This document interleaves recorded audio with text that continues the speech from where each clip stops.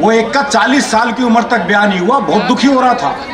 अपने दोस्त से बोला, यार मना तो लगा मेरी वाली भ्रूण हत्या में मारी गई।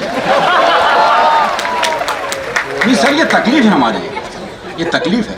और ये तकलीफ तब और बढ़ जाती है जब ओलंपिक हो, चाहे पैरा ओलंपिक हो, चाहे साक्षी मलिक हो, चाहे दीपा मलिक हो, चाहे विश्व सौंदर्य प्रतियोगिता हो, जब हरियाणा की छोरियां पदक लेके आती हैं, ये तकलीफ और बढ़ जाती है। तो हमारे प्रेम का मामला बिल्कुल अलग ही है। कि अभी मेरा एक दोस्त मिला, उसके दोनों होठ बुरी तरह जले हुए। मैंने कहा होठ कैसे जल गए?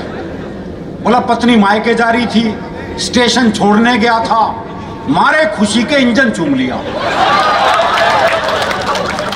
तो हमारी खुशी भी अलग अलग ढंग से प्रकट होती है। तो जब ये प्रेम की बात चली तो एक छोटी सी कविता याद आ गई मुझे। मैंने सोचा पुराने जमाने को वापस लाया जाए और इस बार प्रेम पत्र थ्रू कबूतर भिजवाया जाए। मैंने कबूतर के पंजे में चिट्ठी अटकाई और उसे बात समझाई, देखो भाई ये तो याद नहीं है कौन से प्यार की कौन सी चिट्ठी है। कहां तक याद रखा आदमी भाई? ये तो याद नहीं है कौन से प्यार की कौन सी चिट्ठी है, पर तुम ऐसा करना, यहां से 5 गली छोड़ के 6ठी गली में जाना और वहां जो गुलाबी छत वाली गुलाबी सी लड़की है ना, नीलू, उसकी मम्मी को ये चिट्ठी दे आना। कबूतर बोला, हे आदिकालीन युग के देवदास, इस युग में भी चिट्ठियों से आस। अब मैं ऐसी फालतू उड़ान नहीं भरता हूं, मैं खुद अपनी कबूतरी को व्हाट्सएप करता हूं। तो वो जमाने चले गए, पहले आदमी 5-5 पेज का प्रेम पत्र लिखता था, कितनी मेहनत होती थी, बाद में सिर्फ नाम ही बदलना होता था।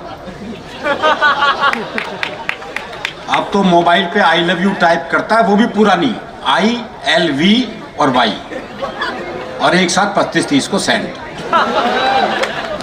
उदय प्रताप सिंह जी की 4 पंक्तियां याद आती हैं कि हर फैसला होता नहीं सिक्का उछाल के, ये दिल का मामला है जरा देखभाल के। हर फैसला होता नहीं सिक्का उछाल के, ये दिल का मामला है जरा देखभाल के। मोबाइलों के दौर के आशिक को क्या पता, रखते थे कैसे खत में कलेजा निकाल के। तो वो प्रेम खत्म हो गया है। लेकिन अब जैसा भी है जी, मैं आपको एक हास्य रस की प्रेम कविता ही सुना देता हूँ। ये देखिए, मैंने सौंदर्य वर्णन कैसा किया है। जितना भी थोड़ा बहुत हिंदी साहित्य आप लोगों ने पढ़ा हो तो आपको आनंद आएगा इस सौंदर्य वर्णन पर। एक लड़की पंत की कविताओं सी कोमल कुंतल बिखराती, पद्मा करके छंदों सी इतराती, पंत बिहारी के दोहों सी कटीली छबीली, रस खान के सवैयों सी रसीली, जायसी की पद्मावत का प्रेम ज्ञान पिए, प्रसाद की कामायनी का सौंदर्य बोध लिए, चेहरे पर दिनकर की कविताओं सा तेज और विद्यापति की राधा को अपने में सहेज, DTC की बस में चढ़ी। ये कह रहे हैं एक बार और आपको बताऊं, खुर्जा के आसपास जो रामलीलाएं होती है ना, उसमें पंडित जी मंच पे खड़े होते हैं, वो बताते रहते हैं रावण तू ये कह, अंगद तू ये कह। तो रावण अंगद संवाद चल रहा था, पंडित जी ने अंगद से कहा, अंगद तू रावण से कह कि हे रावण, तैने सीता का हरण करके ठीक नहीं किया। सीता माँ जगत जननी है, वो हम सबकी माँ है, राम साक्षात विष्णु के अवतार हैं। अभी भी समय है, तू चेत जा और माँ सीता को वापस लौटा दे। अगर तैने ऐसा नहीं किया तो तेरी खैर नहीं। अब इतना लंबा डायलॉग अंगद भूल गया।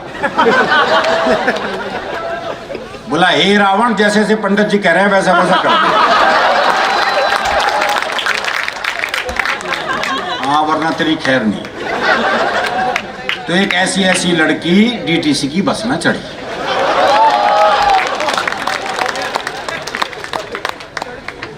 DTC की बस में चढ़ी, अचानक ब्रेक लगी और एक लड़के की गोद में जा पड़ी।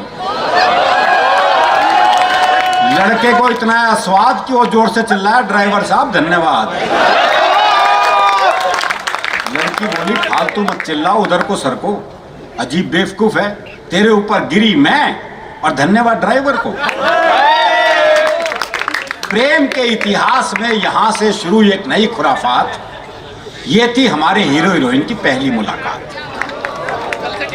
दोनों के दिन थे खेलने खाने के और ऊपर से दोनों हरियाणा के। दोनों के नैन मिले, कमल के दो फूल से खिले, नैन मिलते ही मुंह खुले और बातचीत का सिलसिला निकल पड़ा। बस तो डिपो में खड़ी हो गई और उनका प्रेम चल पड़ा। नए नए अनुराग में और जवानी की आग में एक दिन दोनों बैठे थे गांव से दूर एक बाग में। लड़का बोला, दिखे ये जो तेरी जोड़ सी गहरी गहरी आंख से ना, जी करे में डूब जाओ, पर मैं क्या करूं, मैंने तो बापू से पहले ही कही थी मैंने तैरना मत सिखाओ। तैरना तो एक बलास है, तेरी आंख देख के पता चला डूबना भी एक कलास है। तेरी आंख देख के पता चला डूबना भी एक कलास है। मावस की रात जिसे तेरे गाल और पूर्णमासी की चांदनी बिखेरते तेरे बाल। लड़की बोली, रे क्यों आकाश में धर रहा से, बाल की जगह गाल और गाल की जगह बाल कर रहा से। लड़का बोला, रे के करा, तेरी सुंदरता देख के इतना फूल गया कि उपमाओं का क्रम ही भूल गया। खैर, हुक्के की चिलम में धरे जलते अंगारे से होंठ। भाई आदमी उपमाएं अपने आसपास से ही लाएगा ना। हुक्के की चिलम में धरे जलते अंगारे से होंठ, बोल ले तो विस्फोट, ना बोले तो काट दे में चोट।